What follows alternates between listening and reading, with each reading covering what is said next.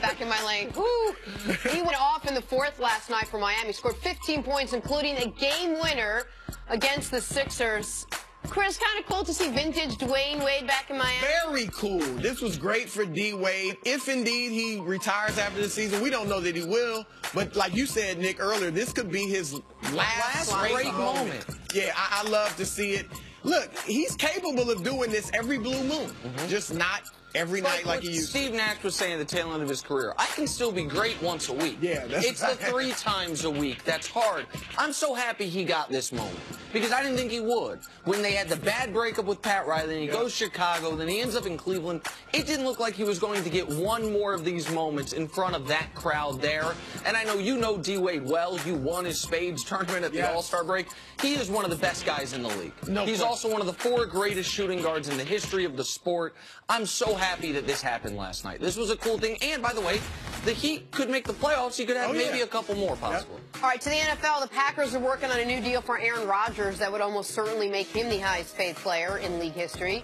Nick, are you surprised by this, given the fact that Rodgers still has a couple of years left on his deal? I'm a little surprised because the Packers got him for $18 million this year, $20 million next year. They then could franchise him twice. You could have him through his age 38 season, 4 consecutive way under market value years, but they're not going to do that with the best player in the history of their franchise. And I do believe that. Even with Bart Starr, Brett Favre, Reggie White, I guess, would have an argument there on that one, but he didn't spend his whole career with that franchise. This is what you do for the best player in the sport. No, Aaron Rodgers is the best player in the sport. And hopefully this is a sign of more to come from new management. Like, the one thing they haven't done is build around him.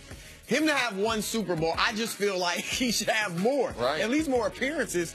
And hopefully they'll follow this move up by putting the right pieces around him and giving him more help. Agreed. And finally, for the New England Patriots, if the pain of the Super Bowl loss is finally starting to die down, rumors of Gronk retiring are not. According to a report, Gronk almost retired last season during training camp.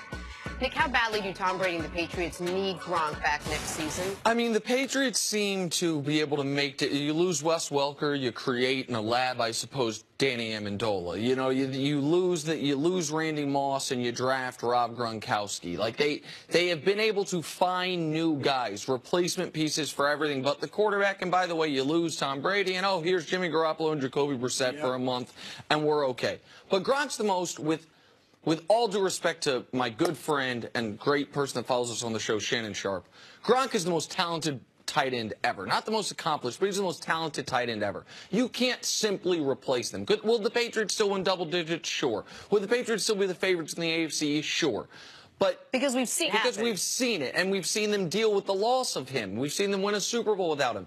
But you can't lose one of the most valuable non-quarterbacks in football and have it not hurt your team. Now, Chris, I don't think he'll step away. He's made $44 million in his career. He can make $9 million this year. In wrestling, I mean, John Cena, who's as big of a wrestler as there is in the world, made $8 million. Like Roman Reigns, I looked it up last night. Roman Reigns made less than $4 million. So he could make a few $1 million, but nothing like the type of money he can make playing football. But I don't know if it's going to come down to money. And Mangini said it earlier, and you've heard many people say it. When you are thinking about retirement, you've retired in your mind. And in football, especially, you don't want to go out there half-hearted. And if he's iffy in his mind, playing the way he plays, guys are going to take shots at him, he could really get hurt. I mean, that concussion, that may have scared him. Obviously, he was, according to reports, he was thinking about retirement before that hit.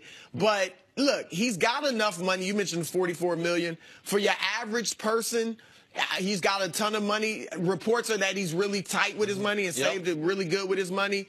I think he's going to look at it health-wise. Now, for the Patriots, obviously they're not going to be as good with Gronk. Could they still win the Super Bowl? Yeah. They did. Yeah, exactly. They did. A few years ago. And I think they could, again, as great as he is, and I agree with you, one of the best tight ends, if not the best ever, they still could win it without him. All right, let's get back to our top story. LeBron James, last night he picked up his 12th triple-double this